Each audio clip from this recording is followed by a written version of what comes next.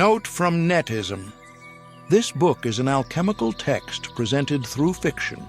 Each chapter is intentionally structured around key stages of the alchemical process, guiding the reader through a symbolic journey of self-realization and metaphysical insight. As a living codex, its meanings will continue to unfold through repeated contemplation, offering deeper layers of understanding with each return. Approach this work with an open mind. Let its symbols and ideas sink beneath the surface of thought and settle into the subconscious. Reflect on its messages as they relate to your own journey. When you have set it aside, return again and notice how your interpretation has changed.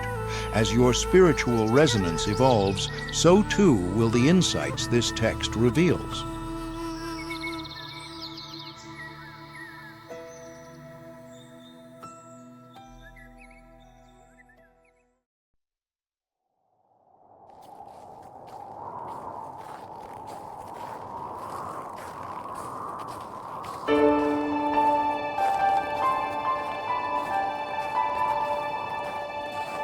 The Young Man and the Sage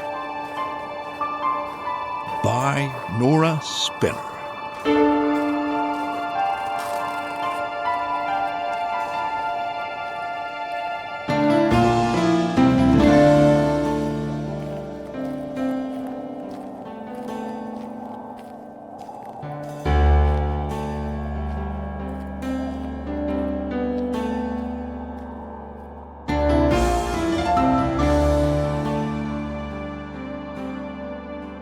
Chapter 1. Beginning. All roads have led me to this one. Let me be strong in taking this path, Laolys thought as he placed one foot in front of the other, lifting himself over jagged rocks, pushing through thorny bushes and scaling steep ledges. He wasn't an athlete, but he wasn't out of shape either. His firm determination and ever-present anxiety carried him through each obstacle, though it was never easy. Still, he always found ways to resolve his problems, and this time he would do it again. All for a better purpose, if I can find my answer in the end. Laolys had debated his decision to make this climb up the treacherous mountainside, but he had agonized twice as much about the information the man at the top of the mountain supposedly possessed. That information could change the world in the right hands, and Laolys believed he had the hands to make that change happen, if he could just find him and become his student. The mountain towered above Laolys's town, yet it received almost no visitors.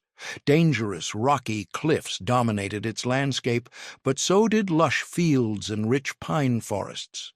It was a terrain fit only for wildlife, too rugged for man to wield his hammer and carve out an easier way of living. However, the town's aversion to the mountain had less to do with its harsh terrain and more to do with its lone inhabitant. The elusive man Laolys was searching for was both an innovator and a fugitive. Rumors about him ranged from absurd tales of madness to whispers of otherworldly wisdom.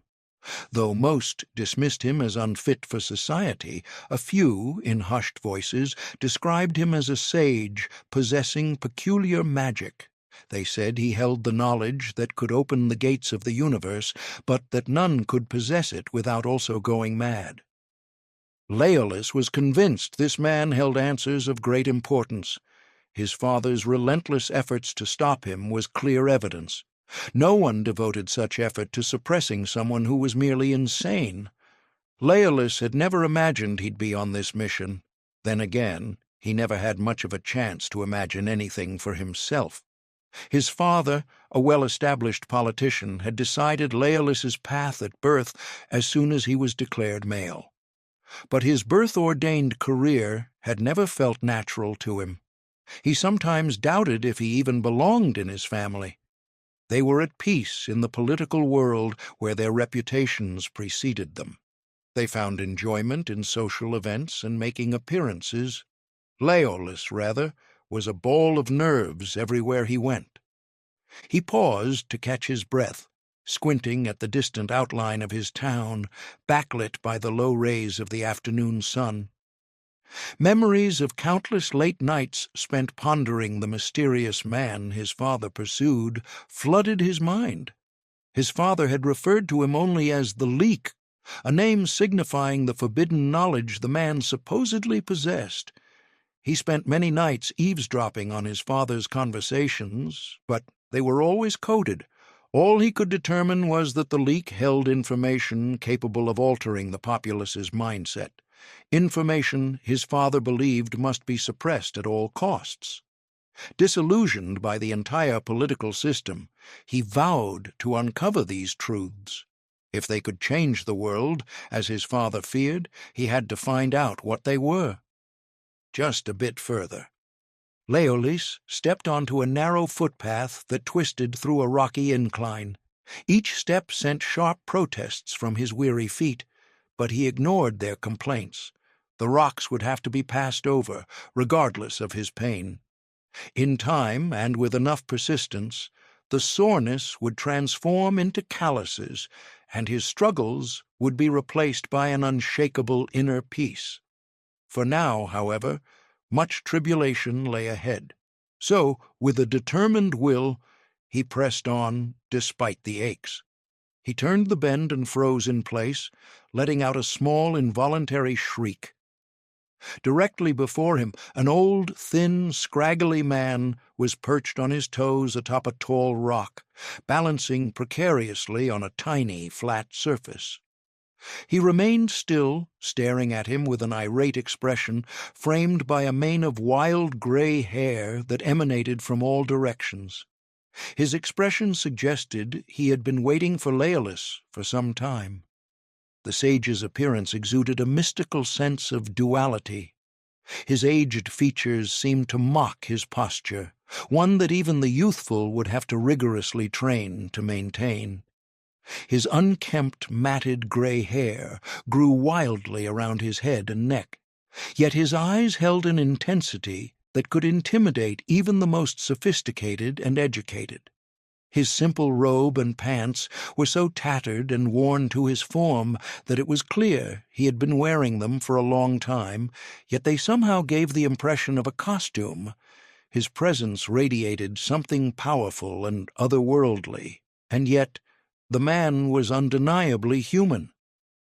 "State your business and be gone, intruder," he bellowed from atop the rock. A flock of birds squawked and flew off, startled by the sudden noise. Laolys's chest tightened with anxiety, and he began sputtering out words as quickly as he could breathe them. I'm Laolys, and I'm here on a very important mission. I've just been elected to political office. I want to do things, change things, and who else but you, wise sage, should I ask for guidance?" He forced a bow, though his muscles quivered in protest. A part of him wanted to flee back down the mountain, but he gritted his teeth and gazed back at the sage with a pleading expression. The sage's eyes burned with a fire that steamed out of him as he glared at Laolys, unmoved from his perch on the rock. "A man from the government? I pushed my home all the way up this God-forsaken mountain to avoid the government. I'm a simple man on untaxed land. Now, go!" Laolys's stomach churned. He hadn't climbed this far just to be turned away. "Please, no, you misunderstand. You see, I'm not here for political business. I mean, if they knew I was here. No, this is personal. I want to learn from you. I'm going into office and I want to help." Silence. Laolys's breath stopped short as he stared back at the man who loomed above him. "I can't help you." "What? Why not?" "You're a politician." Laolys's heartbeat quickened. "And I'll be in a place to help." "I can't help you." The sage's words cut through the air like glass, straight into Laolys's soul. Laolys clenched his fists. He couldn't bear being turned away so quickly. "You won't at least hear me out?" The sage's scowl deepened. You can't help other people through government, not through my wisdom. You're in the wrong place. Now leave." Laolys took a deep breath. His heart was pounding so hard he could hear it, but his feet and legs were locked into position. He wasn't going to leave, not after he got this far. "Please, I can't just go away with nothing." "Just a little of your time?" The sage remained unmoved in his perch. "Why? Why should you help me? Why do you want to know?" Laolys's nerves spiked as he thought of his father, the many years he stayed up late at night listening for clues about this man and his wisdom. "I want to make the world a better place." The sage's eyes burned as he stared back at Laolys. "Then I can't help you." "Why not? You're a government official." Laolys swallowed. "Well, it wasn't really my decision. There's protocol in place. I have to be one, for my family." "Then I can't teach you." A spike of panic shot through Laolys. Though he had been warned about the sage's erratic behavior, he hadn't expected to be shut out before he even had a chance to speak. A lump formed in his throat as he contemplated the possibility of descending the mountain without gaining any new insights. Laolys drew a slow breath. "Just an hour of your time?" "No, not even an hour, half an hour. I can't go back with nothing. I climbed such a long way to be here." The sage looked as if he were about to erupt. "You've climbed a long way? You've climbed a long way, and yet not once on that whole climb did you think about how far I had to climb to escape the likes of you. But no, go on. Keep telling me about how far you've climbed. I'll continue not to care." Laolys's gaze dropped to the ground, and his cheeks burned with embarrassment. "He's right," he thought. "I only thought of my own journey." But another part of him seethed, refusing to let the man's scorn drive him away. "Up here," the sage continued, his voice loud and commanding. "I teach a different type of student. These students listen without argument, and they carry my teachings across the world without complaint. They don't ask for anything in return, not even praise. Tell me, why should I ignore such favorable students to teach the very type I climbed so far up a mountain to escape?" I'm sorry, sir, I didn't realize you already had students." Laolys suddenly felt unsure of himself. His heart was pounding so fiercely that it left him light-headed. He stole a quick glance upward, and in that instant the sage's intensity made him feel like a child caught in a lie. "Aye, so you can go now." The sage made a dismissive shooing motion with his arms, still perfectly balanced on his toes atop the rock. "But, sir, maybe I can join one of your classes. You won't even know I'm there." "Impossible. Students like you always find a way to disrupt and distort the message. No, I've done away with humanity entirely. Now be gone." The sage shut his eyes and began a low, meditative chant. Laolys's mind raced. He cast a frantic look at the narrow footpath behind him. The thought of trudging back down empty-handed twisted his stomach into knots. Even if the sage was half mad, there had to be something valuable in what he knew. Otherwise, why would Laolys's father have feared him for so many years? Reflecting on the rumors, Laolys recognized one common thread. The sage had an insatiable love for knowledge. Once a revolutionary in the academic world, he had mastered numerous subjects, thriving by blending seemingly unrelated fields to uncover truths that applied across disciplines. No matter where his thirst for knowledge had taken him, he had carried it with him well into old age. Laolys swung his bag from his back and began rifling through it, searching for the book he'd stowed beneath his clothes. The sage's eyes remained closed, but he stopped chanting long enough to bellow ominously, "Bribery will get you nowhere. I have plenty of food, and I've no use for gold or trinkets." Laolys ignored the sage's protest and continued rummaging. His hand closed around something at the bottom, and with a firm tug, he pulled out a thick book from beneath his clothes and supplies. He placed it carefully on the ground before the rock where the sage was perched. Though the sage's eyes remained closed, Laolys noticed the subtle way his posture shifted. There was no way he could have known what had been placed before him. "I happen to have something that I believe is more valuable than gold. I know you have a love for knowledge, and you once made great waves in the academic world. I also know that you've been in isolation for the last 20 years. Well, many incredible discoveries have been made since then. They're in this book. It's yours for just 1 hour of lessons. 1 hour for one book." The sage's eyes snapped open, locking onto the book with interest. Then, in a movement so quick it was almost a blur, he sprang from his perch, snatched up the book, and leaped back onto the rock.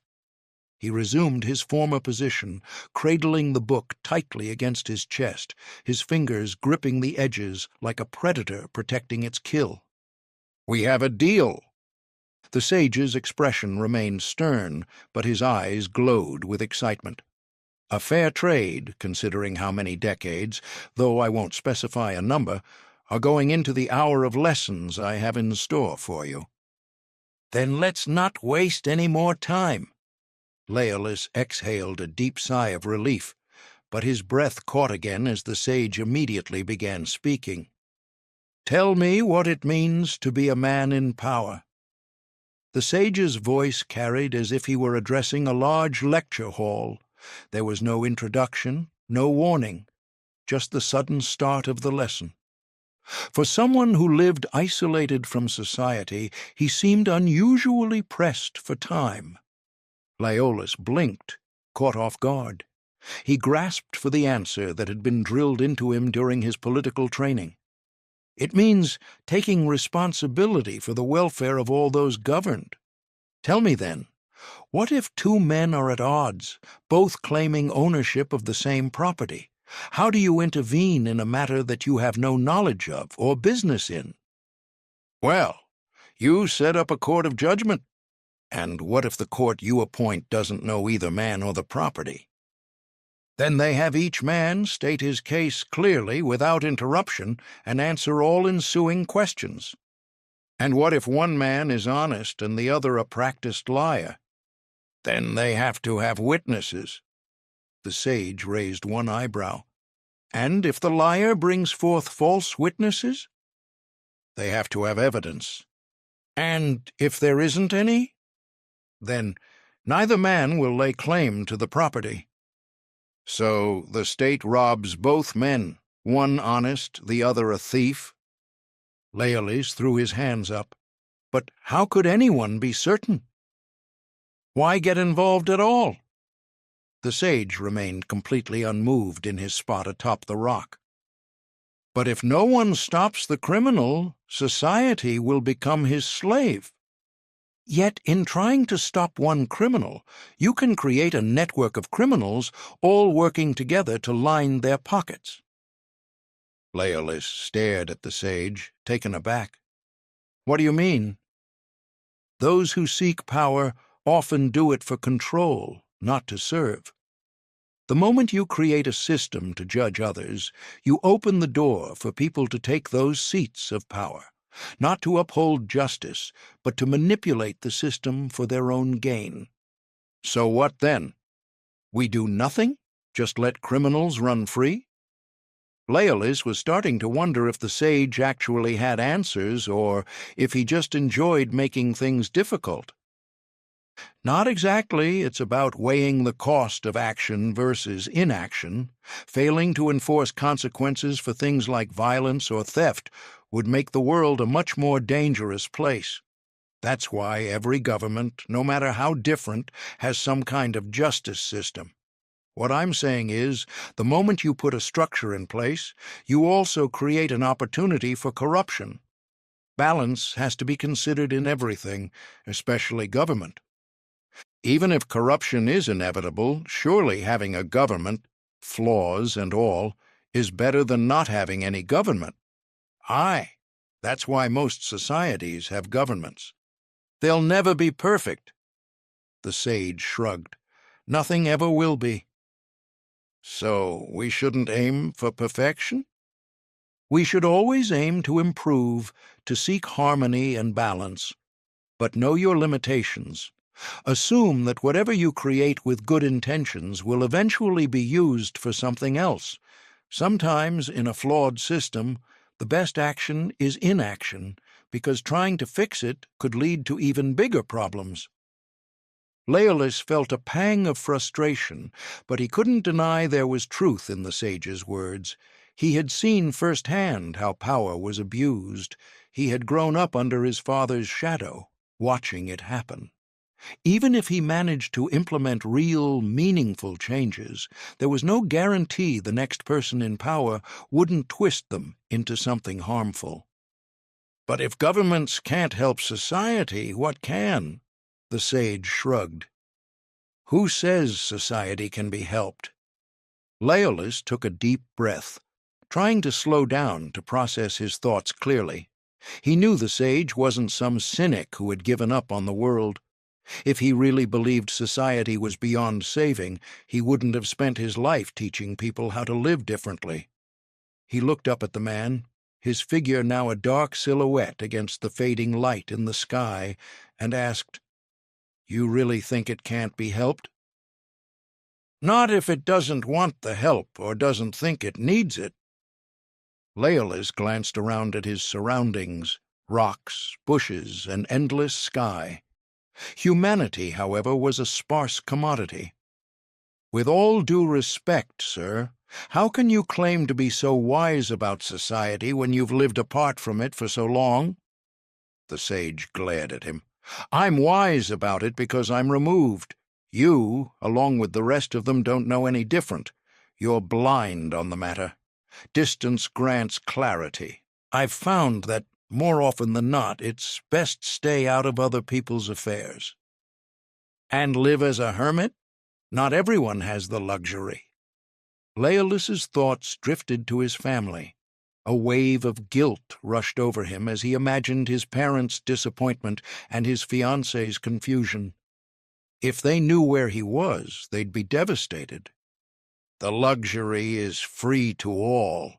The sage threw his arms out, startling a small flock of birds into flight. "Just walk far enough, and you'll see most of the problems you used to face don't matter anymore." Laolys took a deep breath.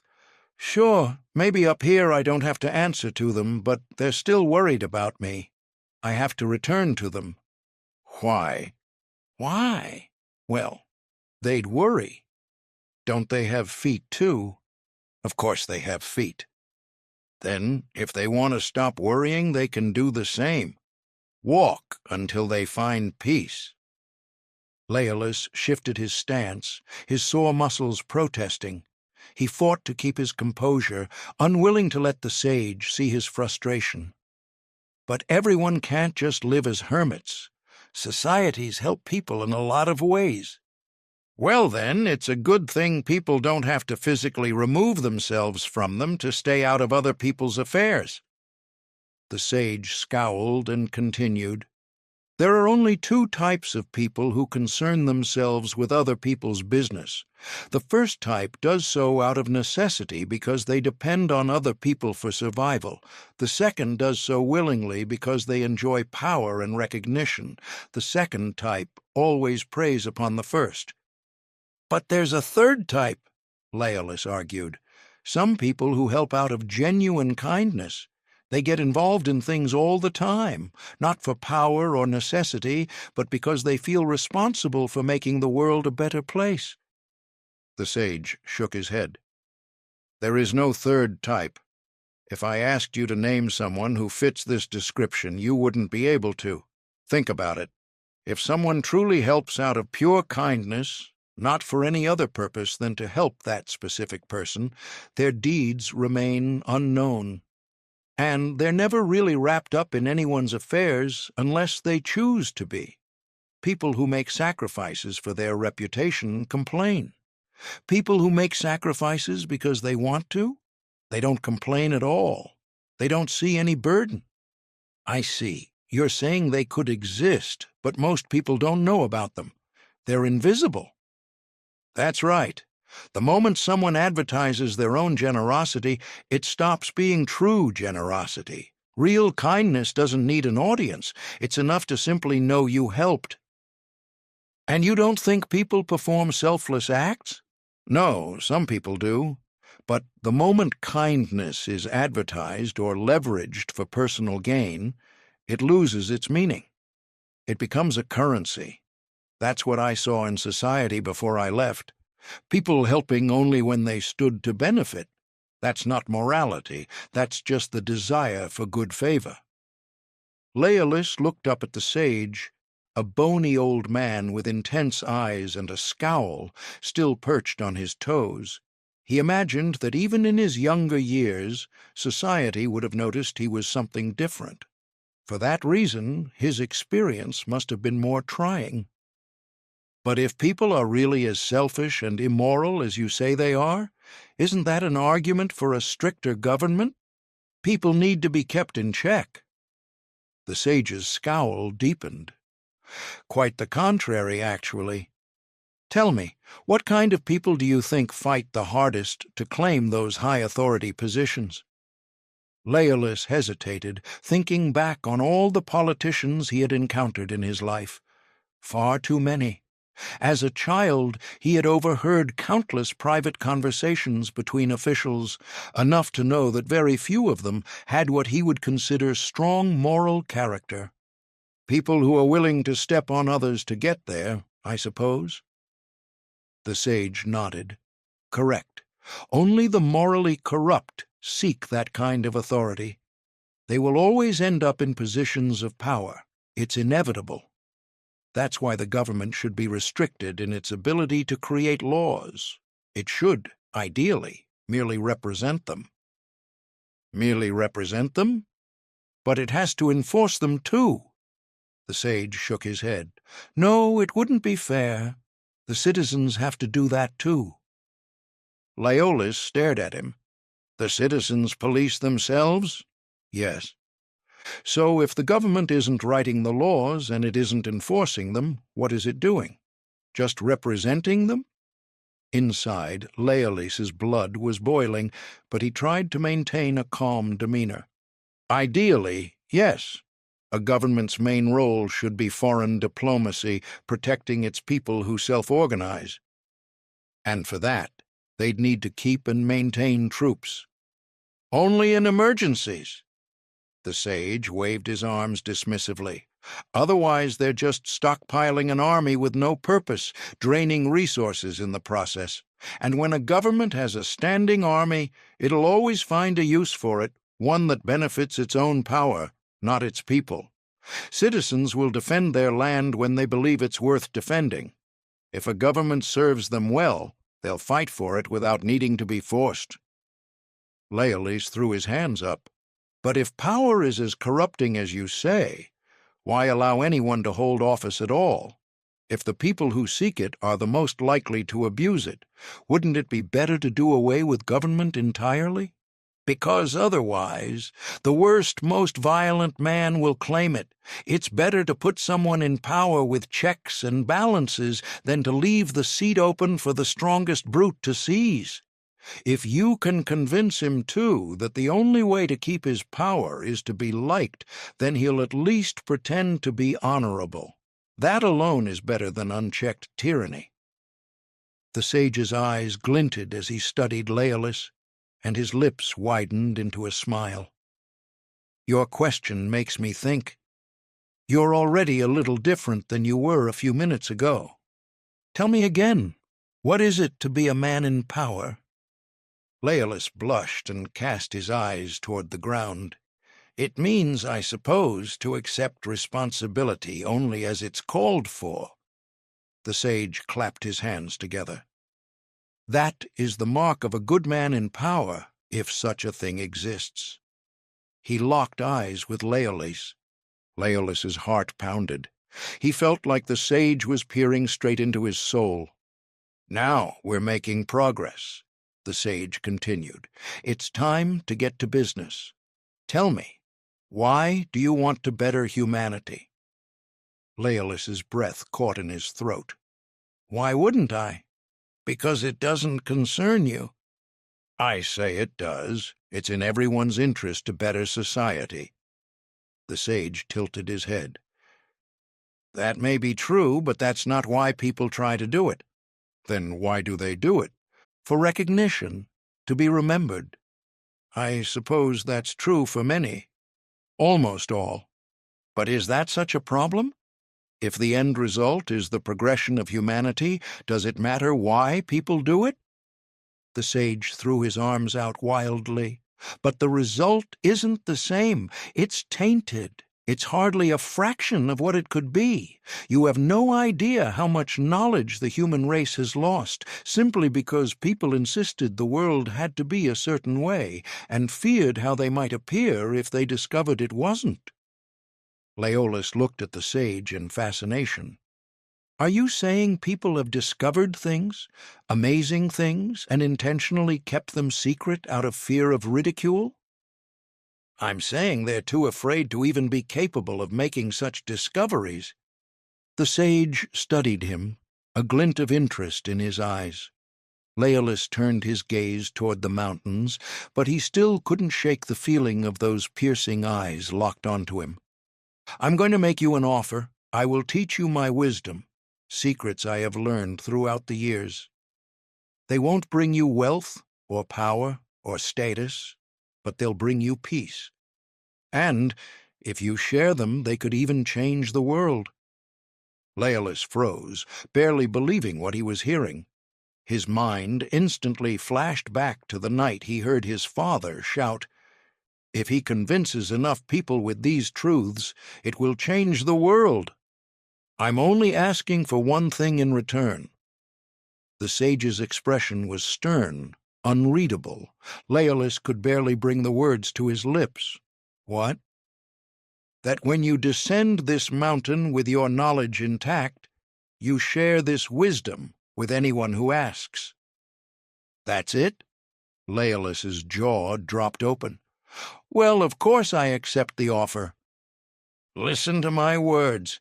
I said you have to share these truths with anyone who asks. When you descend the mountain, people will ask.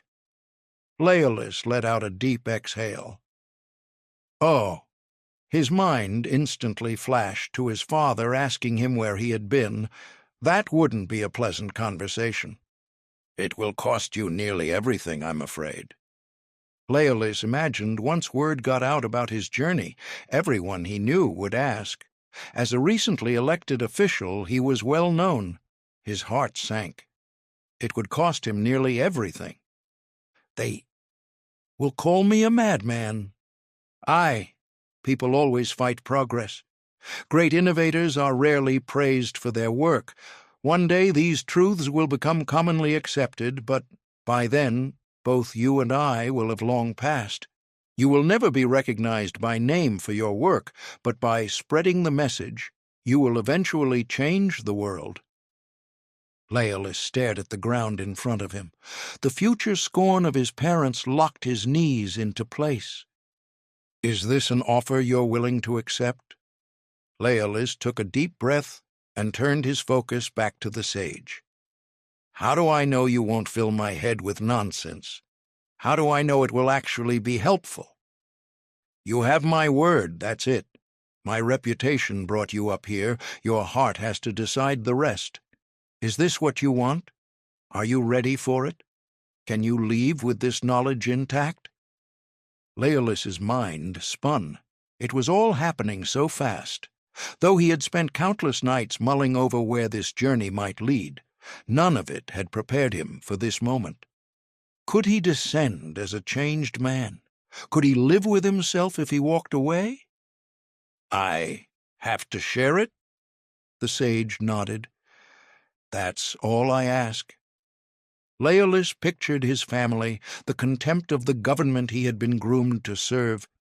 Yet the promise of real knowledge so profound it had driven this man into hiding, lit a fire inside him. If the rumors were true, if the sage truly held the path to enlightenment, how could he turn away? "I want to learn your secrets." He forced the words out before his doubts could stop him. "I need to, for the sake of humanity, for anyone who seeks a better path." The sage didn't move. His piercing eyes stayed fixed on Laolys.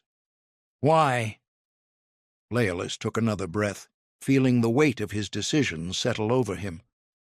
"Because, despite your arguments, I believe that true wisdom can't be ignored. I need to learn what you have to teach, not just for myself, but for everyone willing to listen." The sage gave a half-nod. "That'll do." Laolys exhaled, and his shoulders released tension he was unaware he was holding.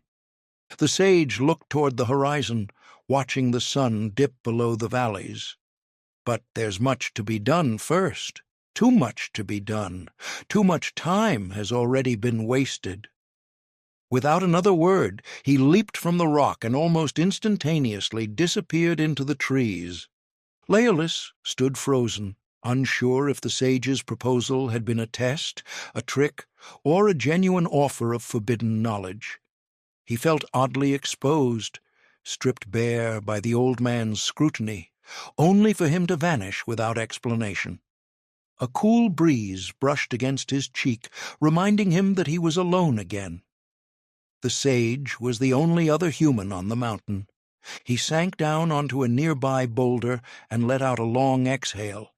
The sage's behavior was so bizarre it bordered on madness, yet Laolys couldn't ignore the razor-sharp intellect behind those intense eyes. Was I doing him a favor by accepting, he wondered, or did I just throw myself into a path of no return? He glanced over his shoulder, half expecting the sage to leap out from behind a tree and berate him for moping, but there was only silence. His gaze drifted to the distant town, barely visible below. "They'll offer me little comfort when I return," he thought. "If I return at all." The idea sent an anxious tremor through his chest, reminding him of the night he'd first realized who might dwell on this mountain. It had been a casual evening with friends, a few drinks shared in good humor, when someone excused himself for the restroom, saying he needed to take a leak. Jeremy had laughed a little too loudly. "Don't say that around here," he'd teased, "or that man on the mountain might think you're after his mirror." Everyone else shrugged off the remark, but Laolys had felt a jolt of curiosity. "What man on the mountain?" he'd asked, heart thrumming with sudden hope. Jeremy explained the rumor.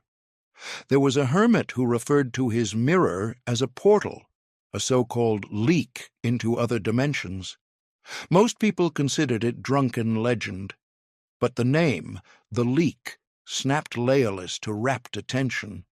He could still recall how his father had railed about that leak who could undermine everything. Later that night, Jeremy confided that the hermit was more than a mad recluse. He was a fugitive from society who'd uncovered truths governments suppressed.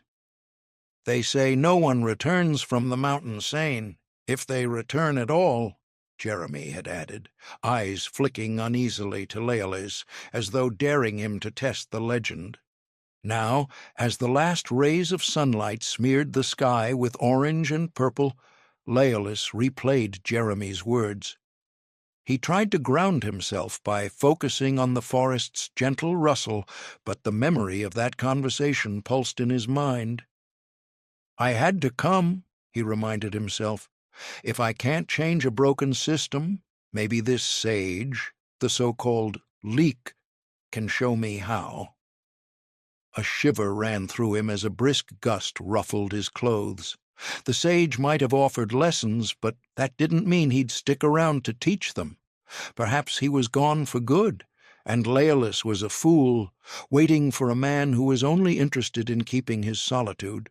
Still, he felt an inexplicable sense of reassurance on the mountainside, amidst the towering pines. All around him the forest darkened, and the sky began to sparkle with tiny twinkling stars. First, just a few arrived. Then the trees and rocks around him turned into shadowy forms, and more came to grace the sky. It was as if the curtain was closing on one great act of nature, only to open a second act on another stage, offering a non-stop performance to any traveler who might decide to take a seat. Not long into this second act, exhaustion overwhelmed his weary mind and body. He determined he could no longer stay awake waiting for the sage. If his fears of abandonment were correct, he would have to investigate in the morning. He permitted himself to close his eyes, and sleep overcame the young man almost immediately.